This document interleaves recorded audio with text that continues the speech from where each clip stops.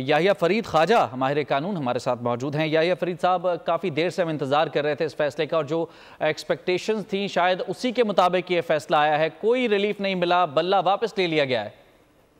बिल्कुल जी, मेरे ख्याल में सुप्रीम कोर्ट ऑफ पाकिस्तान के पास कोई ऑप्शन मौजूद नहीं थी। Even though chief justice of Pakistan ने पूरा मौका दिया पीटीआई को कि वो कोई एक डॉक्यूमेंट, कोई एक पेज, कोई एक कानूनी कागज जो है वो अदालत को पेश कर दें इन इलेक्शंस को फ्री एंड फेयर।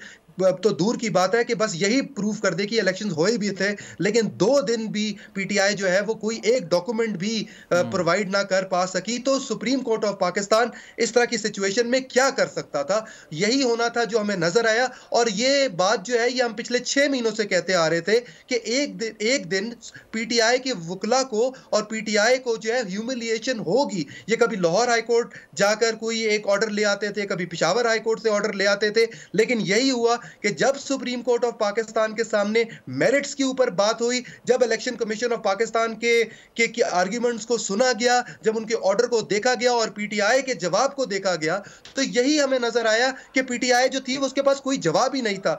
आज का जो फैसला है, मैं आपको यह भी बता दूं, यह पीटीआई के लिए एक इलेक्शन डिजास्टर होने वाला है। यह पीटीआई की लीगल और एक पॉलिटिकल फेलियर है जो हमें अब नजर आ गया। देखिए, लीगल फेलियर तो आ गया नजर।